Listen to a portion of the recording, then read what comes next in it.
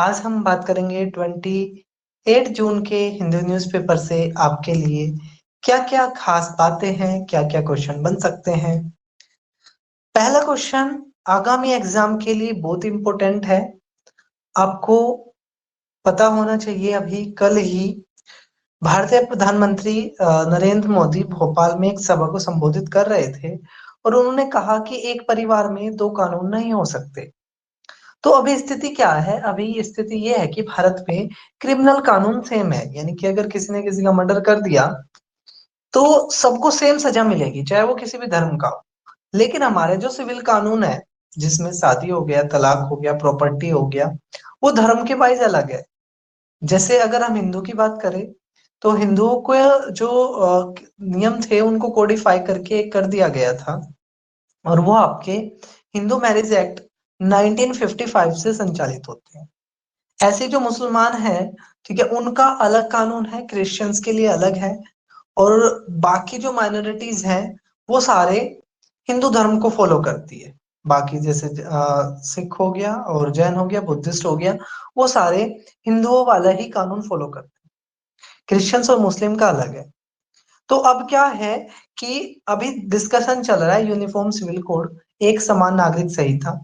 अभी इसका जो मेंशन है वो हमारे संविधान के पार्ट 4 में अनुच्छेद 44, अनुच्छेद 44 में अभी इसका मेंशन है। और सिर्फ गोवा भारत का एकमात्र राज्य है जिसमें जहां पर यूनिफॉर्म सिविल कोड लागू है, और उत्तराखंड भी अभी इसको लागू करने की बात कर रहा है।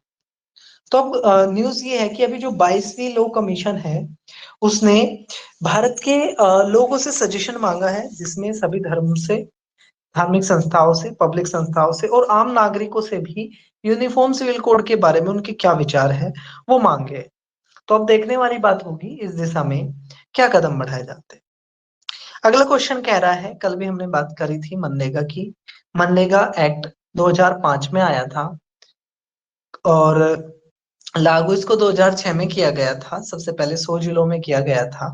पहले इसका नाम सिर्फ नरेगा होता था, national rural employment guarantee act, यानी कि ग्रामीण क्षेत्रों में आपको 100 दिन का रोजगार मिलेगा। और अगर सरकार रोजगार नहीं दिला पाती, आपको 100 दिन का भी काम नहीं मिला और आपने रजिस्ट्रेशन किया हुआ है, तो आपको उसके लिए कंपनसेशन मिलती है। फिर 2009 में क्या हुआ, इसमें मनरेगा वर्ड जोड़ दिया गया और ये पूरा हो गया Mahatma Gandhi national rural employment guarantee act. तो इसमें क्या था, इसमें पेमेंट के लिए अभी तक पहले वॉलंटरी था। ठीक है, आप आधार बेस्ड पेमेंट चाहते हो, कैसा पेमेंट चाहते हो, अभी तक वॉलंटरी था। लेकिन भारत सरकार ने पहले फरवरी तक इसकी लास्ट डेट रखी कि भाई सभी को आधार बेस्ड पेमेंट ही लेना पड़ेगा। फिर अभी ये जो थी आपकी, ये 30 जून तक थी, जो आपकी कंप्लीट हो गई थी, लेकिन अभी भी बहुत सारे लोग इसकी तरफ नहीं बढ़ रहे थे। तो अब उस डेडलाइन को बढ़ा दिया गया है 31 अगस्त तक। तो जो नई डेडलाइन है वो है आपकी 31 अगस्त। नेक्स्ट कह रहा है, how many product from UP get geographical indication tag. तो इसे समझने से पहले हम ये समझते हैं ज्योग्राफिकल इंडिकेशन टैग्स क्या होता है। तो बेसिकली कोई भी चीज अगर किसी एक क्षेत्र विशेष में ही पाई जाती है, या वहां की वो यूनिकनेस होती है, उसकी विशेषता होती है, तो उसको बढ़ावा देने को लेकर, उसकी मान्यता को लेकर उनको जियोग्राफिकल इंडिकेशन टैग मिलता है। भारत में इसकी शुरुआत, जो मैंने अगले क्वेश्चन में भी डाला है, 15 सितंबर 2003 से हुई थी। और दार्जिलिंग टी को सबसे पहले जीआई टैग मिला था, और बहुत सारे जीआई टैग मिल चुके हैं। अभी रिसेंटली यूपी के 6 चीजों को मिला है। अगर आप यूपी का कोई एग्जाम दे रहे हो तो आपको इनके बारे में थोड़ा थोड़ा पता होना चाहिए। और अगर आप ओवरऑल कर रहे हो तो आपको बस ये पता होना चाहिए कि किस स्टेट के चीजों को अभी छह चीजों को अभी जीआई टैग मिला है। तो इसमें क्या है, अमरोहा का ढोलक, जो आम की लकड़ी से विशेष प्रकार से बनाया जाता है। महोबा का गोरा पत्थर, ठीक है, जो आपका हस्तशिल्प के लिए। इसके अलावा मणि मणिपुरी, ठीक है, ये मैनपुरी होना चाहिए, थोड़ा सा टाइपिंग मिस्टेक हो गया है। मैनपुरी तरकासी, संभल का होर्न क्राफ्ट, बागपत की होम फर्निशिंग, और बाराबंकी का हैंडलूम प्रोडक्ट। एक बार वो पढ़ देता हूँ, ठीक है। अमरोहा का ढोलक, महोबा का गोरा पत्थर में, ठीक है, मणिपुर का तरकासी, संभल का होर्न क्राफ्ट, बागपत का होम फर्निशिंग, और बाराबंकी का हैंडलूम प्रोडक्ट इनको जीआई टैग मिला है। अगला क्वेश्चन मैंने पहले ही आपके लिए कवर कर दिया है, 7th क्वेश्चन। अब हम बढ़ते हैं 8th पे। 8th कह रहा है कि when did government recognise transgender as official gender. तो 2019 में एक कानून आया था, transgender person protection of right act, जिसके तहत ट्रांसजेंडर को एक अलग से जेंडर की कैटेगरी में डाल दिया गया था। अगला क्वेश्चन कह रहा है हाउ मैनी, देखो कानून था 2018 का और फिर वो लागू हुआ था 2019 में, ये भी चीज ध्यान रखनी है। नेक्स्ट कह रहा है कि प्रेसिडेंट ने अभी सर्विस अवार्ड कितने दिए हैं। तो सर्विस अवार्ड सेवा के लिए दिए हैं 84 अवार्ड, जिसमें से 52 लोगों को अति विशिष्ट अवार्ड दिए गए हैं। तो आपने सिर्फ नंबर याद रखने हैं कि प्रेसिडेंट ने अभी कितने सर्विस अवार्ड दिए हैं, ठीक है। तो ये 84 सर्विस अवार्ड दिए गए हैं। प्रेसिडेंट कौन, द्रौपदी मुर्मू, जो भारत की प्रतिभा देवी सिंह पाटिल के बाद दूसरी महिला राष्ट्रपति है। भील ट्राइब से बिलोंग करती है, पहले वो राज्यपाल थी और उससे पहले वो एक टीचर थी। नेक्स्ट क्वेश्चन कह रहा है वेरी वेरी इंपोर्टेंट है आपके एग्जाम के लिए। 2018 में नोबेल प्राइज मिला था केमिस्ट्री के फील्ड में। यहाँ पर ना ये जो नेम था, ये नेम मेंशन नहीं हो पाया, ठीक है। लेकिन एक व्यक्ति थे, ठीक है, 2018 में उनको लिथियम आयन की बैटरी के लिए क्या मिला था, नोबेल प्राइज मिला था, ठीक है, नोबेल प्राइज मिला था।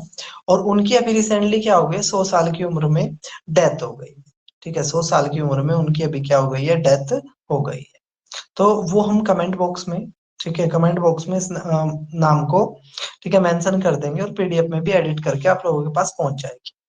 नेक्स्ट क्वेश्चन कह रहा है कि एचडीएफसी के साथ कौन सी संस्था भी मर्ज हो रही है। तो एचडीएफसी जो लिमिटेड संस्था है वो भारत के सबसे बड़े प्राइवेट सेक्टर के बैंक एचडीएफसी के साथ मर्ज हो रही है। एक ह्यूरन की रिपोर्ट आई है जिसने कहा है कि पिछले साल हमारे पास यूनिकॉर्न यानी कि एक सिंग वाले गैंडा जो थे, पिछले साल 84 थे और अब उनकी एक संख्या घट गई है, अब वो हो गए हैं कितने, 83। अगला कह रहा है when did independent commission for equity establish to remove racism scandal in cricket. Cricket के अंदर नस्लवाद और इस तरह के कमेंट्स को रोकने के लिए या किसी के खिलाफ इनइक्वालिटी ना हो, ठीक है, इनइक्वालिटी ना हो, असमानता ना हो, इन सब चीज को रोकने के लिए एक संस्था बनी थी, ठीक है, इंडिपेंडेंट कमीशन फॉर इक्विटी। और कब बनी थी, ये बनी थी आपकी 2021 में। तो ये थे हमारे 28 जून के करंट अफेयर्स। और आपको ये सीरीज कैसी लग रही है आप लोग कमेंट बॉक्स में जरूर बताओ, इससे हम लोगों को भी मोटिवेशन मिलता है, क्योंकि इस लेक्चर को बनाने के पीछे बहुत सारी मेहनत लगती है। और अगर इस सेशन का फ्रूटफुल यही है कि आपके अगर कोई भी एग्जाम आप देते हो, अगर वहां पे यहाँ से आपसे क्वेश्चन आते हैं, आपकी नॉलेज बूस्ट होती है, तो इस सेशन का प्रॉफिट है, अदरवाइज इसका कोई बेनिफिट नहीं है। और सबसे अच्छी ब्यूटी ये है कि अगर आप इस सेशन को फॉलो करते हो तो रेगुलर फॉलो करो, जिससे आपका क्या होगा, ओवर द टाइम चीजें आपकी क्लियर होती चल जाएगी।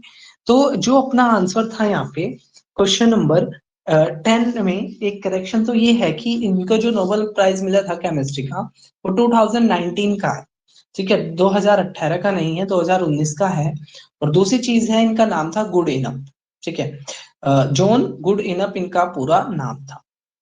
तो ये है था हमारा 28 जून का सेशन। आपको सेशन कैसा लगा कमेंट बॉक्स में जरूर बताना।